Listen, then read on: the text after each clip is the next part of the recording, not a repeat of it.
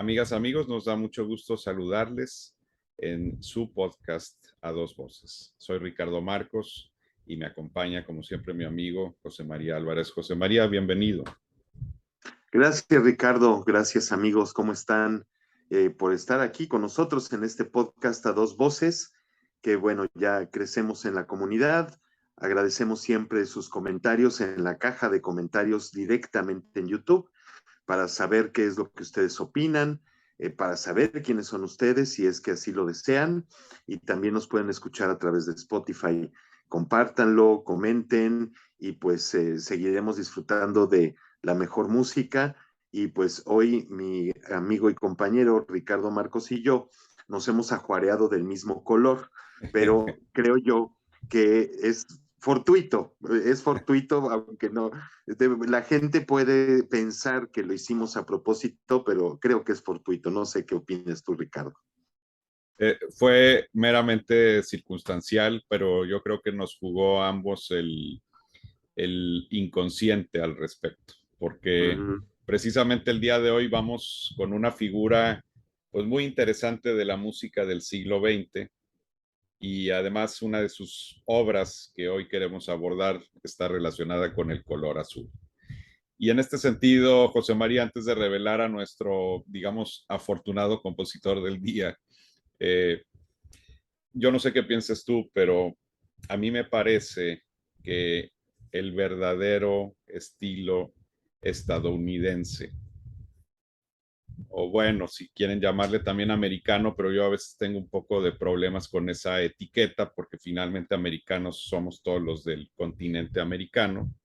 Pero vamos a decir que para mí uno de los compositores que engloban el estilo estadounidense, que son estadounidenses de cepa, o sea, pues precisamente uno de ellos es George Gershwin, nuestro compositor de hoy. No sé qué piensas al respecto, José María, pero para mí es como un parteaguas de hacia dónde tendría que haber ido la música estadounidense, alimentándose, por supuesto, del jazz, de las grandes bandas, a veces también del espiritual, hay que decirlo, y lo va a hacer él más adelante. Un compositor que finalmente abrevó de lo popular y le da finalmente un sentido pues a una escuela que por supuesto no se creó en ese momento, venía ya de mucho tiempo atrás, pero que al igual en su momento como Inglaterra estaba muy germanizada. Muchos de los compositores que estaban estadounidenses, salvo excepciones como el caso de Gottschalk, que es un compositor interesantísimo al cual me gustaría un día dedicarle un programa, pero la mayoría vienen con esa, digamos, tendencia centroeuropea, esa influencia centroeuropea, y hasta Gershwin empezamos a ver que se rompe esa hegemonía. Ujú. Lo has dicho muy bien, Ricardo, porque es el compositor como de alguna manera netamente estadounidense, como bien lo has dicho tú. Luego decimos norteamericano, pero si lo vemos en ese estricto sentido, México es parte de Norteamérica. Entonces, en fin, la cuestión es de que no solo es estadounidense, sino que es netamente neoyorquino. Él era muy orgulloso de sus raíces de Brooklyn, donde él nació, de Nueva York, donde él residió, y residió a cuerpo de rey, y obviamente bien merecido, porque fue todo un personaje en la vida musical de los Estados Unidos, las 3 primeras décadas del siglo XX. Pero está bien, pues bien documentado. Dicen que así fue, o es una leyenda, que al irse muy joven a Francia a pedir consejo a Maurice Ravel, Ravel, que ya tenía una gran trayectoria, pues llegó Gershwin muy jovencito y le dijo que quería el consejo de este gran compositor francés, y él le contestó: ¿para qué quieres ser un Ravel de segunda si es un Gershwin de primera? Definitivamente había mucha gente que ya lo adoraba, lo idolatraba verdaderamente, y, como dije antes, se lo había ganado a pulso, porque antes también, que lo que tú has dicho y que hemos comentado, que ser netamente estadounidense, creo yo que es a lo mejor piso callos, pero es uno de los grandes melodistas de toda la historia de la música. Sí, hay grandes melodistas como lo es Tchaikovsky, como lo es hasta Donizetti, si lo quieres ver en la Sí. ópera, en fin, pero el sentido melódico tan natural de Gershwin probablemente pueda ser equiparable a Tchaikovsky, pero es además tan natural, tan emblemático de lo que es un país, los sentimientos de la gente que vive en los Estados Unidos, que tiene una marca absolutamente poderosa y que, bueno, se corona ya en su madurez con una ópera, que es Porgy and Bess, pero ese no es el tema. Lo que sí vamos a alabar enormemente es su gran capacidad de creación y también instrumental, porque fue un pianista excepcional. Uy, sí, y además afortunadamente quedan ahí registros de su proeza pianística. Entonces, de una época en donde ya existía el gramófono y entonces en este sentido, pues hay buenas recolecciones de Gershwin. Ahora, por otro lado, eh, pues diríamos totalmente anti-establishment en muchos sentidos. Judío, de Brooklyn, gay, probablemente una serie de combinaciones que en su momento, pues, era difícil, digamos, con todos esos, vamos a decir, para la época, características, pero sin embargo, me parece que también esto refleja la cierta libertad que siempre ha tenido, al menos la ciudad de Nueva York, a lo largo de su existencia, al menos desde el siglo XX, en donde finalmente él pudo triunfar enormemente, ¿no? Eh, qué interesante un compositor que por un lado, claro, es uno de los íconos también del jazz sin lugar a duda, pero también es un ícono de la música instrumental o clásica, si lo queremos ver así, y en donde finalmente se desdibujan las líneas, ¿no? Eso no significa que no haya tenido también un proceso de aprendizaje, porque como nos vamos a dar cuenta, otra persona le va a orquestar, por ejemplo, una de sus obras emblemáticas, que es la Rapsodia en Azul, que es de la que queremos hablar inicialmente en esta ocasión. Eh, pero luego él se va a poner ese reto de, ¿sabes qué? Me voy a poner a las pilas si quiero aprender a orquestar bien, etcétera, etcétera, y lo va a lograr. A mí me parece que la gran tragedia es la vida relativamente corta de Gershwin, porque era alguien que nos habría dado otras óperas, más obras, hubiera ido masterizando cada vez más ciertos elementos de composición. Pero también a mí en lo personal no me gusta cuando se le ve con condescendencia, ¿no? Por ejemplo, este concierto maravilloso del cual también vamos a hablar hoy, el concierto en Fa, a mí en lo personal es una obra que me encanta. Eh, pues esta idea de tratar de pasar a todos los compositores por un deber ser de maestría estructural realmente ya en la actualidad es un absurdo desde mi punto de vista. Hay compositores que no les interesaba una visión, vamos a decir, centroeuropea, occidental, de el estilo de composición y del uso de las formas musicales. Y un ejemplo así, por ejemplo, es Tchaikovsky, que ya lo hemos abordado en otras ocasiones, incluso en cursos. Y nos damos cuenta que las reglas de operación y de creatividad eran distintas porque pues obedecen a otro lugar. Y en el caso de Gershwin, José María, la libertad es quizá uno de los puntos aquí fundamentales, ¿no? Uh -huh. Y pues mira, lo hemos mencionado así, pero de repente a quienes asisten o, bueno, gustan de la música de concierto y van a presentaciones, de repente también se les escapa o se nos escapa lo muy famoso que se volvió Gershwin desde muy joven, desde prácticamente los 20 años de edad, escribiendo canciones y en complicidad, o más bien, esa palabra no me gusta, trabajando de la mano con su hermano, con Ira Gershwin.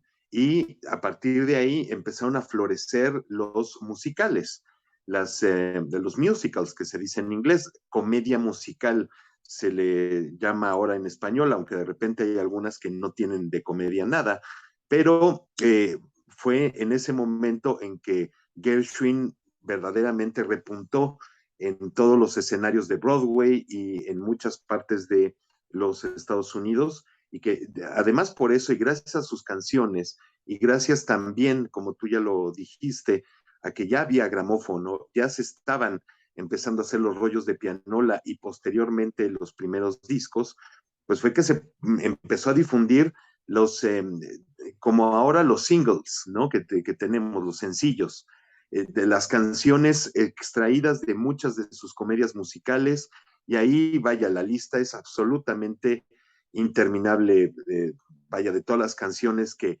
grandes voces, tanto femeninas como masculinas, han cantado eh, eh, a piano con orquestas, pues nos dan la idea del gran genio que tenía este hombre y que de alguna forma cristaliza en la música de concierto gracias a las dos obras de las cuales vamos a platicar. Claro, hay muchísimas otras y tú hiciste el comentario justamente de ese oficio de poder usar la paleta orquestal y de una manera cada vez más madura, cada vez más interesante, se logra no solo en estas dos piezas, que es la Rapsodia y el concierto, sino también en Un Americano en París, que es una obra orquestal verdaderamente estupenda, y en la conclusión de su vida con Porgy and Bess, que no solo vocalmente, sino también orquestalmente es una obra maestra.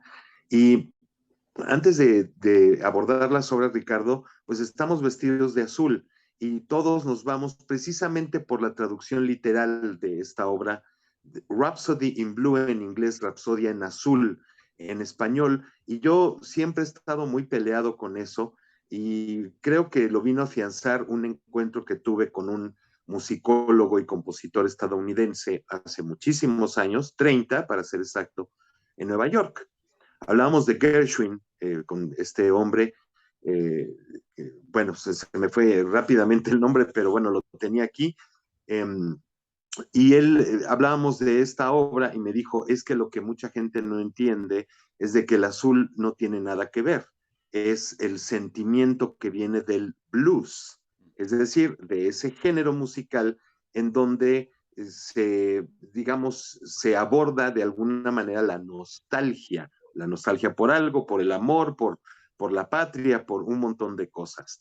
Entonces, en realidad es una rapsodia en blues, ¿no? Le tendría que ser así. Y yo siempre la he presentado cuando he escrito al respecto como Rapsodia en Blue, y que mucho tiene que ver con el sentimiento que en inglés, Ricardo, amigos, el sentimiento de estar blue en inglés es estar nostálgico, tristón, vaya, no es una cosa triste, es ese sentimiento de nostalgia. Estoy blue, estoy nostálgico, exactamente, ¿no? No sé qué opines tú, Ricardo.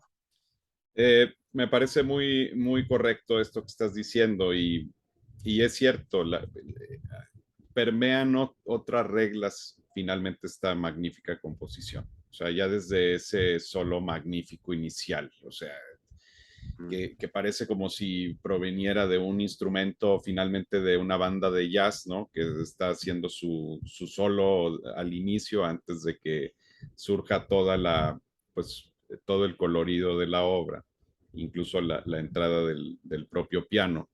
Y fue muy acertado el hecho de que decidiera él, eh, pues de alguna forma, considerar esto una estructura de rapsodia, que finalmente una rapsodia es una forma, y lo sabemos, muy libre.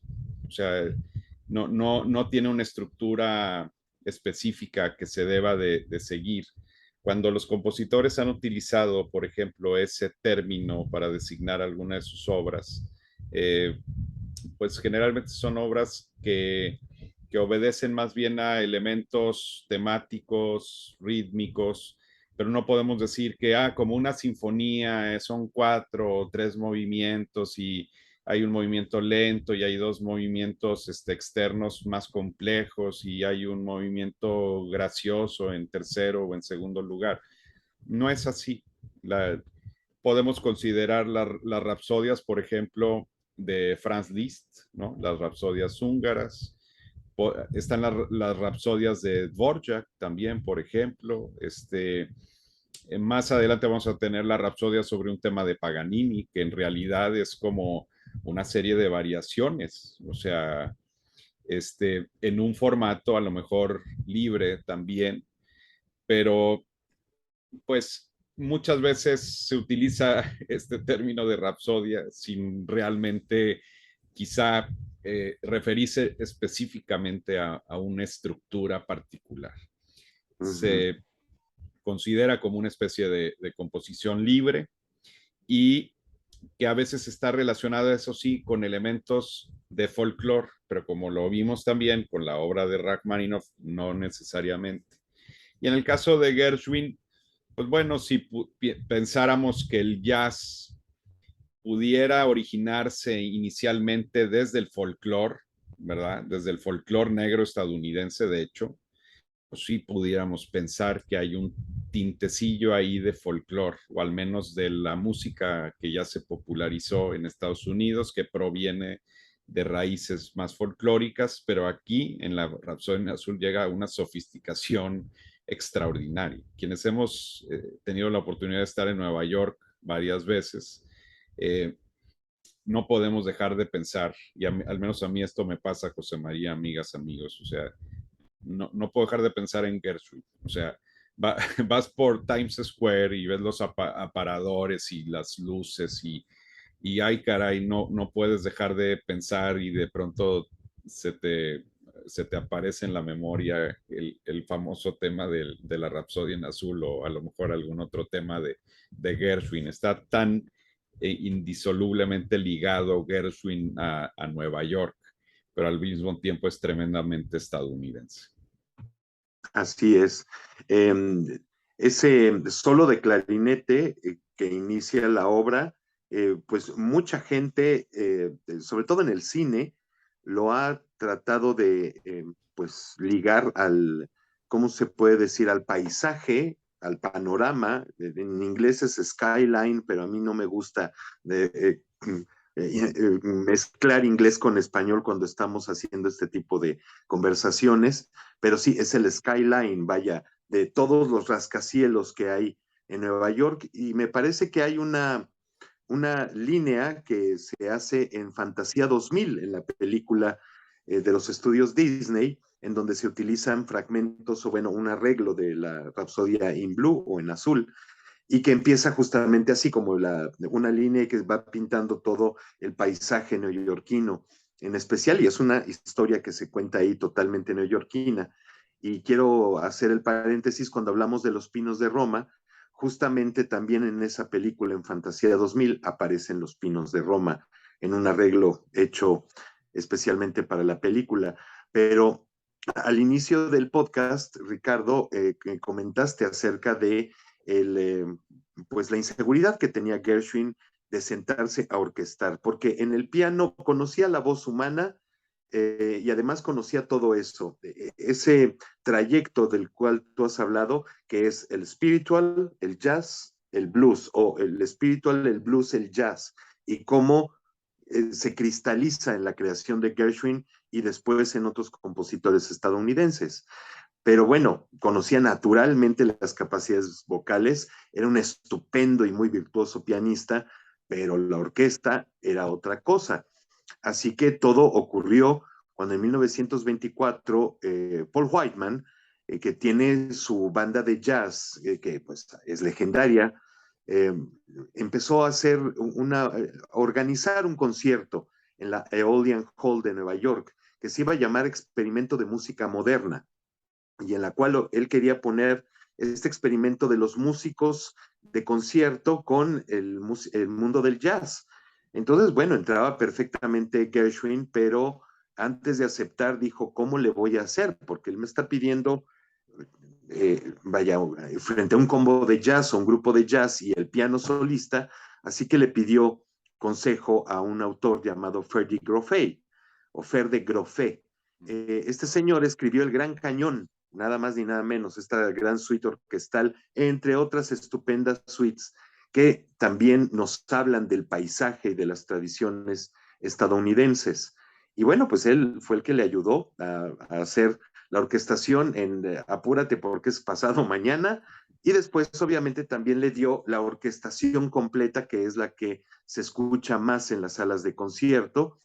Y pues mira, fue tan interesante ese experimento de la música moderna que entre el público estaban personalidades como nada más ni nada menos que Leopold Stokowski, había eh, pues gente del cine, había gente de la inteligencia estadounidense que habían acudido a ver de qué se trataba. Y yo creo que desde ese día en que nació el sonido, la Rapsodia en azul o en blue, pues es que ese día Gershwin se insertó en el mundo de la música de concierto también, ¿no? Ya empezó a ser popular también en ese ámbito. Muy interesante porque eh, efectivamente tiene que pasar esta orquestación a otro compositor. Actualmente se encuentran, de hecho, dos versiones. La primera versión, que es la de esa noche, que le llaman la Jazz Band Version o la versión de banda de jazz, para una orquesta más de proporciones, vamos a decir, jazzísticas. Y luego hizo un segundo arreglo, rough, precisamente para ya una orquesta más estándar.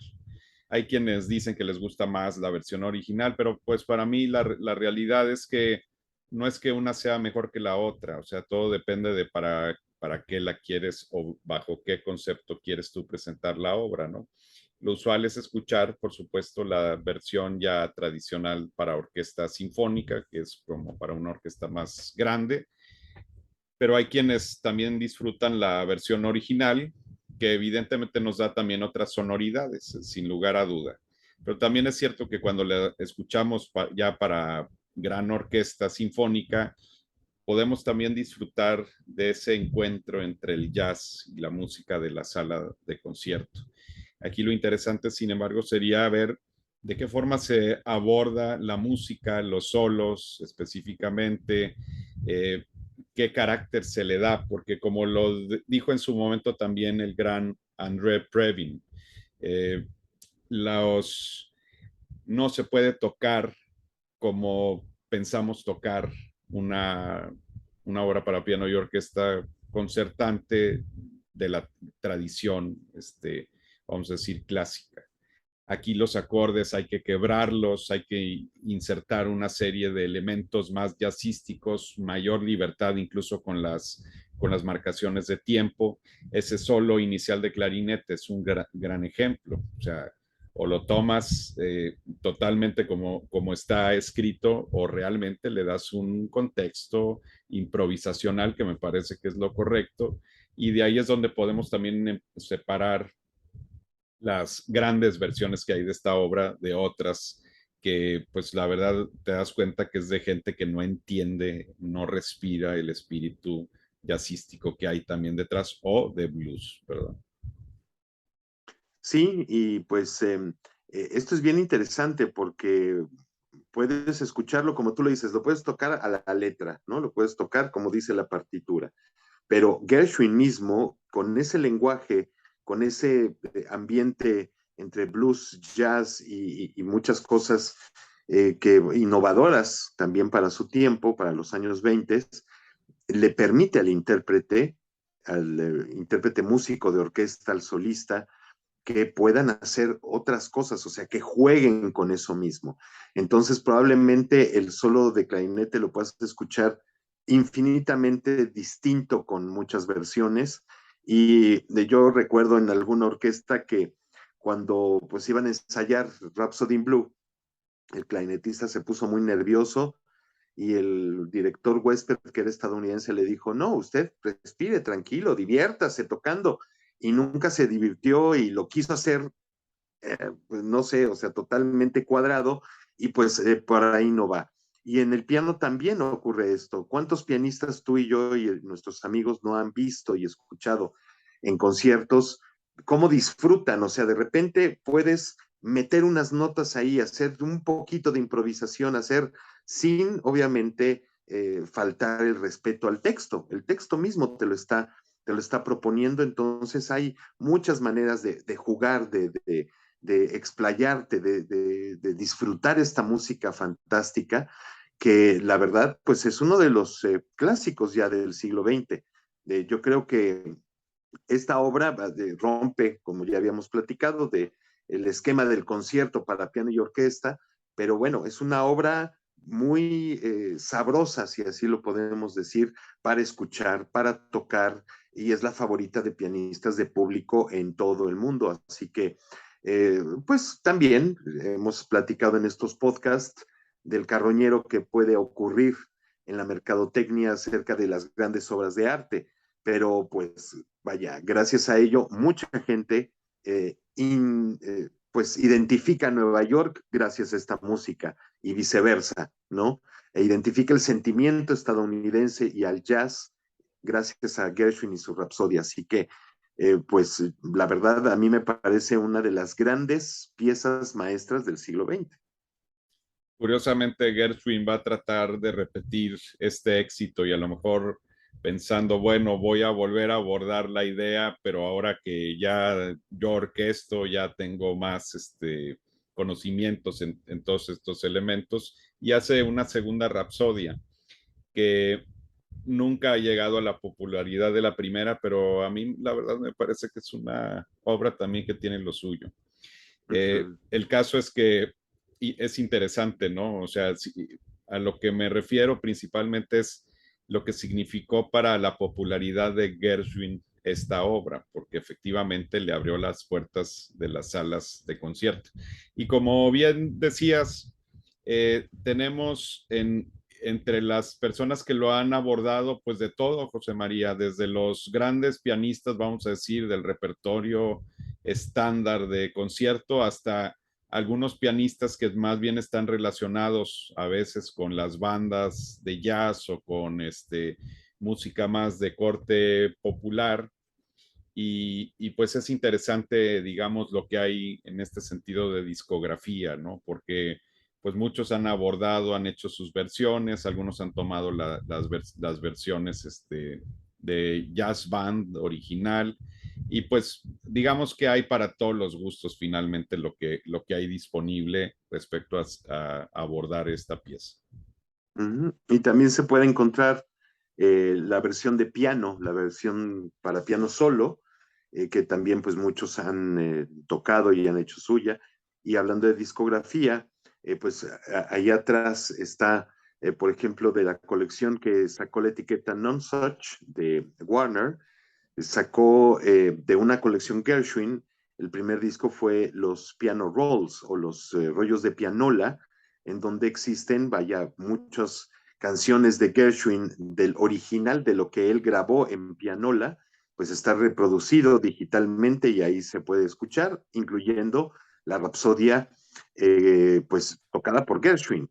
Y también existe la grabación que comentábamos tú y yo hace días de Michael Tilson Thomas, dirigiendo a Gershwin. O sea que es una cosa totalmente a los extremos cronológicamente, pero se recupera esta rollo de pianola original y entonces Tilson Thomas con el grupo de Jazz Columbia acompañan al rollo de pianola y es una grabación estupenda, sobre todo porque, bueno, sí tiene eh, vaya, está cuadrada en el sentido de que no puede haber mayor flow o mayor movimiento, digamos, inspiracional o, de alguna manera un poco improvisatorio, pero se escucha a Gershwin tocar ahí su propia obra, que es interesante. Yo creo que los más grandes pianistas del planeta, tanto de jazz como de la música de concierto, han tocado y han grabado esta obra y insisto, es la gran favorita.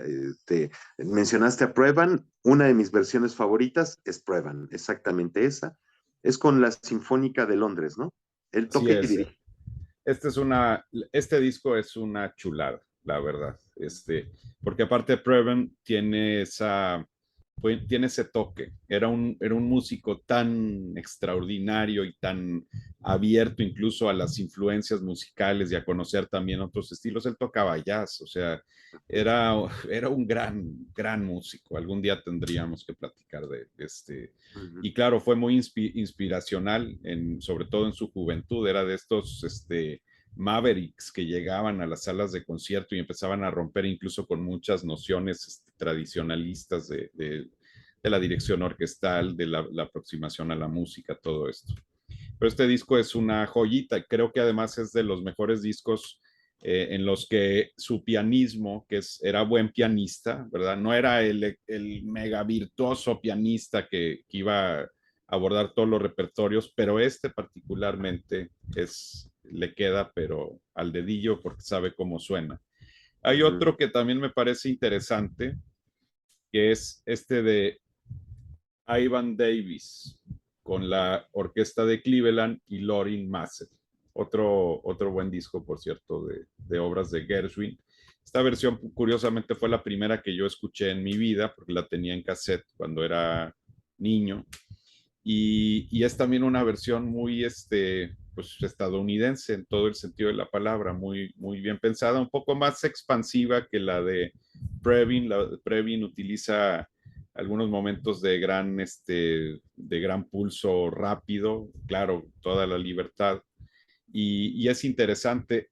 Y también curioso, José María, otro de los que tocaba también esta Rapsodia en Azul era Leonard Bernstein, que la grabó creo que al menos un par de ocasiones. Hay unas, según creo yo, en Sony. Esta es la segunda que hace con Deutsche Grammophon, él tocando el piano con la Orquesta Filarmónica de Los Ángeles y por supuesto él dirigiendo desde el piano, ¿verdad? Y esa versión de Bernstein de repente tiene tintes como de jazz club o club de jazz, ¿no? De un poquito más íntimo. Se mete él, vaya, lo escuchas, cómo está disfrutando el discurso, ¿no? Es verdaderamente estupenda esa versión de Bernstein con Los Ángeles. Y pues de las que yo tengo, por ejemplo, aquí, no tomé el cuidado de traerlas físicamente. El LP que tengo yo ahí, que es precisamente la versión con banda de jazz, es con Eugene List y con el grupo de jazz de la radio de Alemania, que sonará muy curioso, pero es una gran versión, la verdad es una estupenda versión. Y en el disco también viene el concierto en fa con esta misma orquesta. Samuel Adler es el que dirige ese disco, que es de la marca Turnabout. Y pues bueno, aquí sí lo pude recuperar. Este es el disco de Eugene List. Es con la Sinfónica, la radio de Berlín. Estaba yo cometiendo un error. Y vienen los tres pelotazos para piano, el concierto y o como dice un amigo locutor, la Raspodia, también le dice él. Hay una orquesta, la Sinfónica de Minería, de los primeros discos que grabó con Luis Herrera de la Fuente, fue justamente que es Gershwin. Este fue junto con la quinta de Shostakovich que tú tienes, Ricardo, con Herrera de la Fuente y Minería. Este disco es con el pianista David Syme, que probablemente es internacionalmente desconocido, un buen tipo, un buen pianista, e incluye también el concierto en fa y I Got Rhythm, las variaciones para piano y orquesta. Desafortunadamente este disco pues ya no existe, ¿no? Salió en la marca EMI y pues de otras, mira, pues hay infinidad. Yo tengo la versión, digamos, original así de la tuya y tengo pues aquí una cantidad y pues está Jean-Yves Thibaudet con Marin Alsop y la Sinfónica de Baltimore, que esta aborda también la versión de banda de jazz y el concierto en fa hace la versión original. Tiene algunas partes que no aparecen en todas las versiones posteriores. Así que este disco es súper interesante y Thibaudet es un jazzista también natural. Ha grabado también discos con música de jazz. Es un gran pianista. Así que, pues bueno, grabaciones hay infinidad. Yo creo que junto con el primer concierto de Tchaikovsky y quizá los de Beethoven, es una de las obras para piano y orquesta más grabadas, Ricardo. Sin lugar a duda, y bueno, pues ahí está la gran variedad de opciones que hay. Y si no, pues compártanos ustedes también alguna de sus favoritas. Esta obra creo que no la grabó Karajan, ¿verdad, José María? pensando un poco en los grandes No, directores de orquesta que grabaron casi todo lo que pasaba por ellos, pero no hay cosas con él. Indudablemente, eh, como que se ha abordado con mayor, vamos a decir, profusión en América, en el continente americano, o por pues, músicos estadounidenses o incluso del continente americano, hay que decirlo. No que no se toque en otras partes, pero sí son de estas cosas en donde te das cuenta que muchas veces los artistas estadounidenses saben perfectamente cómo va esta música, ¿no? Eso es indiscutible, así como a veces decimos que los checos hacen muy bien a Dvorak o a Smetana, sí, hay ciertos elementos ahí de vivir y de respirar un tipo de música y de estilo, y eso indudablemente abona a las interpretaciones, no que no haya otros que lo puedan hacer también excepcionalmente, ¿no? sí, y una de las partes, ya sabes que me encanta la anécdota, pero probablemente le dé un poquito de pimienta y de picante a este podcast. En alguna ocasión yo acompañé a un pianista, gran amigo mío de toda la vida, Ted Josselson, que fue protegido de Ormandy, fue el intérprete de Barber, favorito de Barber para su concierto, y en Alemania hizo una gira con la Filarmonía Hungárica de la Rapsodia. Cuando hizo el primer concierto en Frankfurt, porque bueno, yo lo acompañé, estuvimos en Frankfurt, en Wiesbaden, en muchas ciudades. Eh, eh, Cuando va a terminar la obra, no sé si nuestros amigos la recuerden y tú también, se escucha como un crescendo, especialmente en los metales, ta, ta, ta, ta, ta, ta, ta, que como que nos lleva al gran clímax, ¿no? Y de repente se escucha, bueno, ya entra la orquesta, ¿no? Pam, pam, pam, pam, pam, y el piano. Pues cuando terminan los metales de tocar ese crescendo, ese clímax maravilloso, mi amigo pues de repente también hizo un glissando de un lado al otro del teclado, ¿no? Y yo pues no es que estuviera tan jovencito ni tan tonto, pero al día siguiente en el desayuno le pregunté, ¿y por qué tocaste eso que no está escrito? Y me dice, porque el texto te lo permite, o sea, te puedes quedar así nada más y que entre la orquesta, ¿no? O sea, puedes ir en los metales y el piano que va construyendo ese clímax y te puedes quedar así nada más, pero el ánimo del público y del músico revienta si tú haces una maravilla como esas. Y ahora cada que pues amigos lo han tocado, le digo, y acuérdate, trata de hacer eso para ver cómo sale, ¿no? Y digo, puedes hacer infinidad de cosas con la Rapsodia en Azul, insisto, respetando el texto de Gershwin que se presta a eso. Y ya lo habías comentado, el gran avance que él tuvo en tan solo unos meses en la orquestación dio como resultado el concierto en Fa. Concierto en Fa, que por supuesto ahí sí estaba ya comisionado por la Filarmónica de Nueva York, y el director titular de ese entonces, que era Walter Damrosch. Interesante porque pues inmediatamente los músicos de su tiempo empiezan a ver pues la calidad de Gershwin, el potencial, el que se convierte en el músico del momento, y pues la propia Filarmónica no podía desaprovechar esta oportunidad. Y sin embargo, ahora sí nos da Gershwin una obra más de librito, no que sea evidentemente, no me refiero a eso, a que ahora ya haya cambiado su estilo. Indiscutiblemente está el estilo de Gershwin, de su construcción melódica, como bien lo decías, uno de los grandes melodistas, y ahí está todo esto permea este concierto, pero por supuesto vamos a encontrarnos el concierto de 3 movimientos con su allegro, el adagio y un final allegro agitato. También creo yo que, sin embargo, Gershwin le va dejando unos sellos muy interesantes, José María, porque pues ahí está el tema de timbales al inicio de la partitura. O sea, la obra comienza con un solo de timbales, vamos a decir. Temáticamente no es un redoble, son notas. Es una serie de notas, pam, pam, pam, pam, pam. Y parece como si la percusión emulara a la batería de jazz, ¿no? O sea, el platillazo que escuchamos es el platillazo que escuchamos dentro de, pues de una interpretación de jazz o una banda de jazz.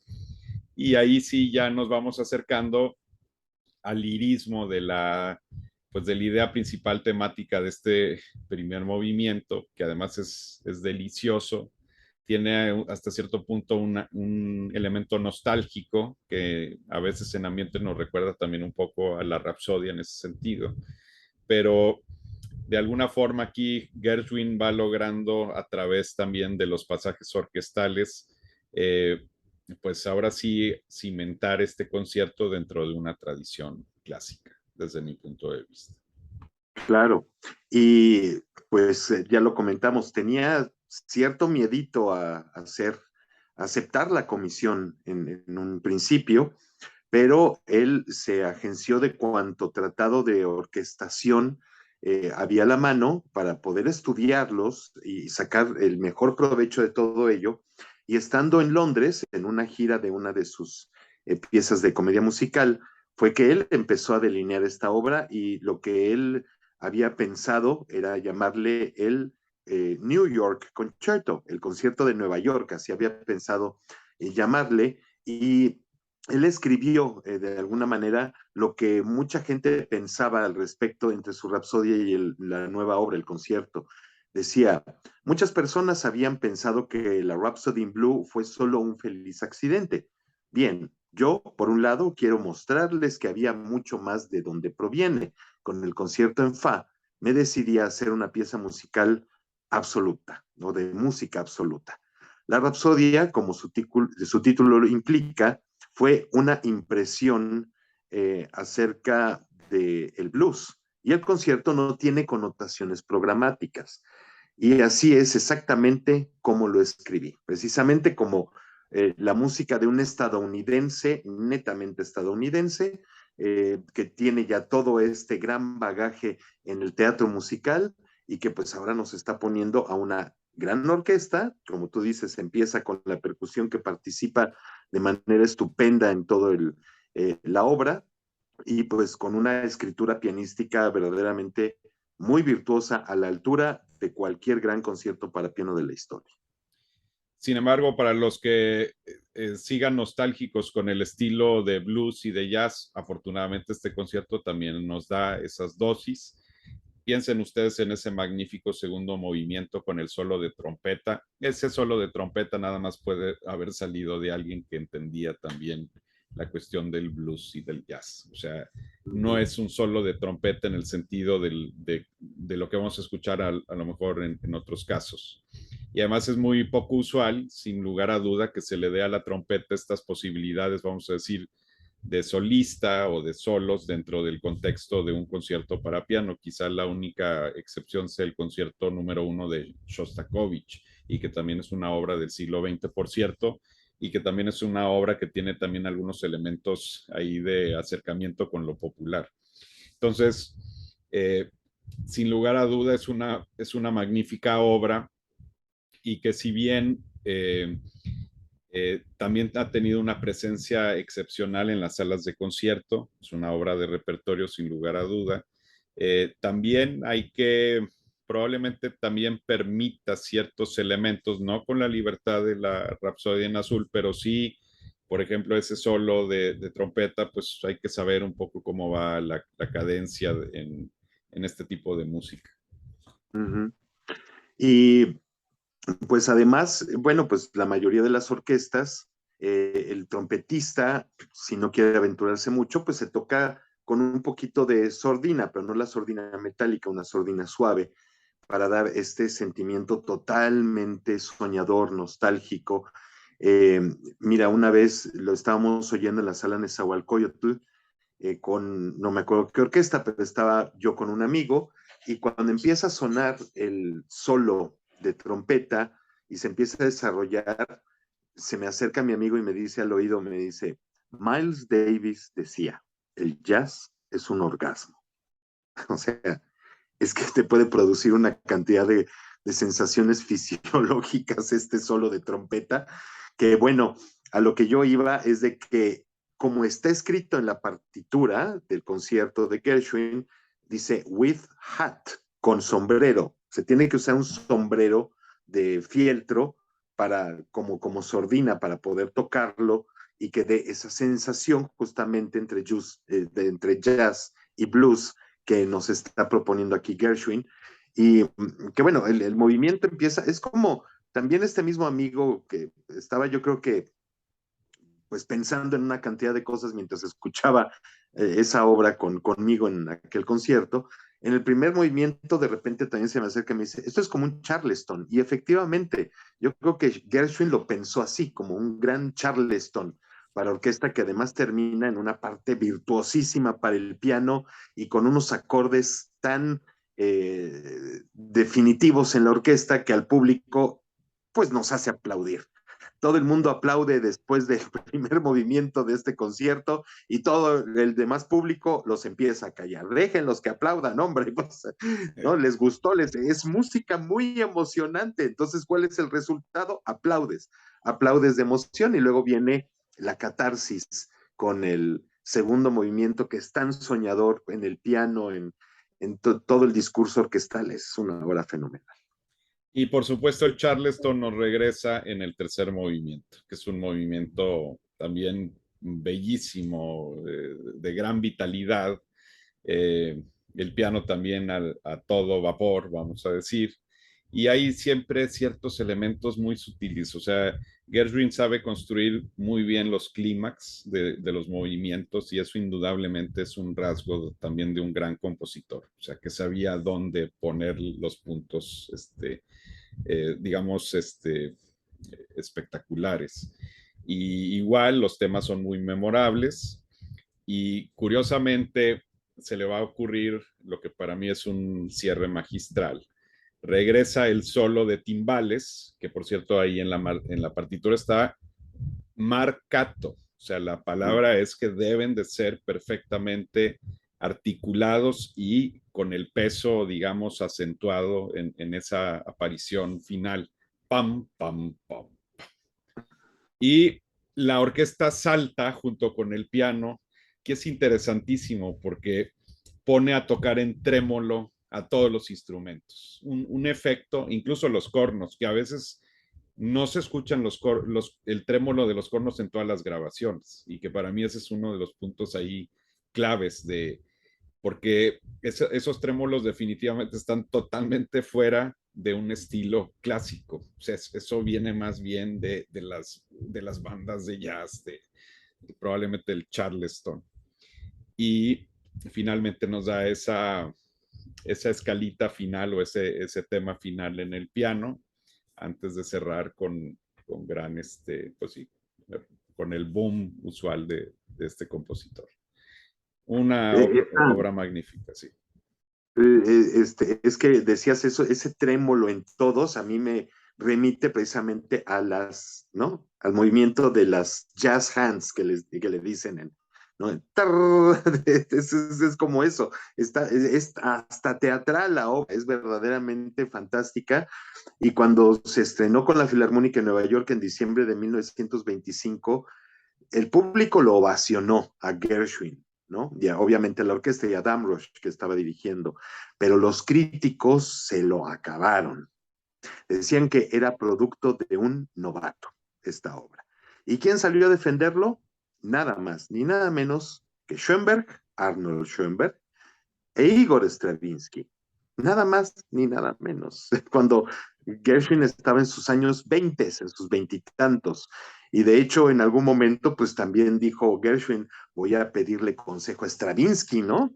A ver qué me dice, a ver si me da alguna luz, porque además, pues Stravinsky lo sabemos también, escribió mucho, influido por el jazz, tiene obras fantásticas, pero fue a pedirle consejo a Igor Stravinsky y él le contestó, mire usted, ¿cuánto gana usted en un mes? Y le dijo, en mi cuenta, imagínense, amigos, Ricardo, en un mes ganaba o entraba a la cuenta de Gershwin cuando tenía veintitantos años, $100,000, $100,000. de los de aquella Antes. época.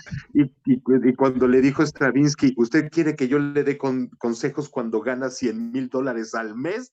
No, de ninguna manera que no. Pues obviamente, ¿por qué? Porque era un hombre exitosísimo, porque era un hombre, no tiene que ver con el mercantilismo ni nada, era un hombre que verdaderamente lo merecía y lo recibía, y pues de alguna forma a mí me viene ese recuerdo y siempre lo he visto así, de ese apego que existía entre Ravel y Gershwin, o más bien Gershwin y Ravel, cómo los dos, curiosamente, terminan su vida por un accidente y que les provoca un tumor en el cerebro a los dos.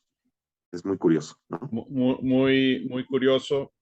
Ahora, si pensábamos que el lenguaje o el estilo de este concierto no iba a tener ramificaciones, pues ahí tenemos el concierto en sol de Ravel, que Uh-huh. se compone precisamente a fines de esta década. O sea, este concierto en fa de Gershwin es de 1925.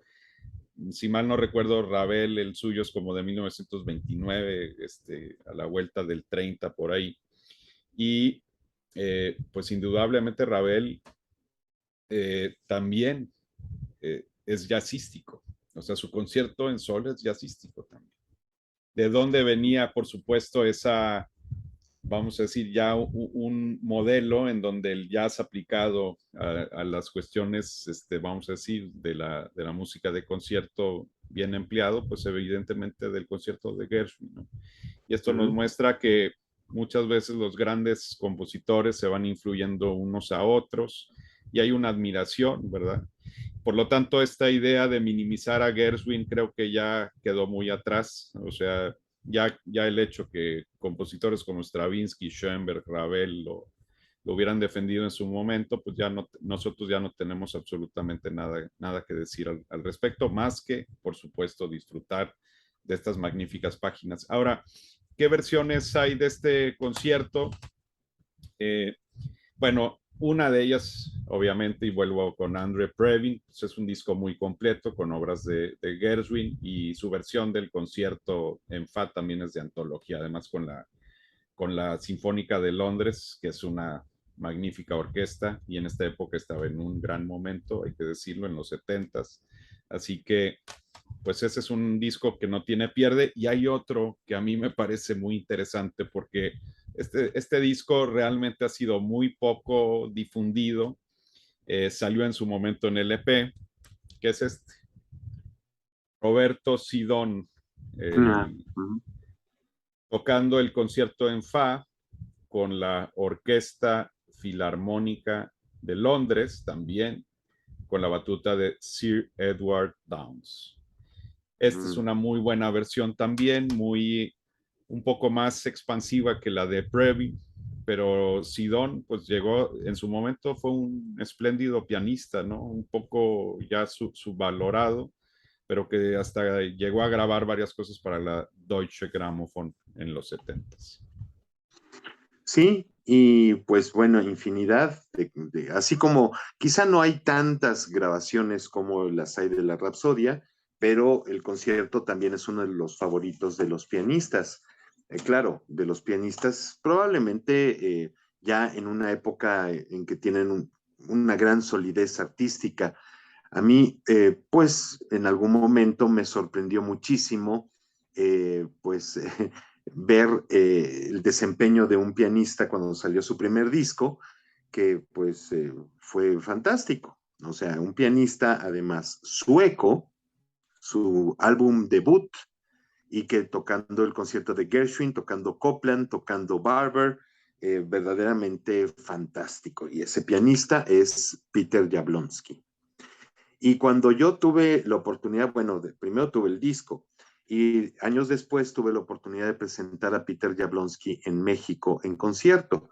Y entre todas las pláticas, cuando uno anda de gira con un músico, que platicas de todo y prácticamente de nada, eh, pues yo le dije, ¿y es tu primer disco? Y me dice, sí, y tenía 19 años cuando lo grabé.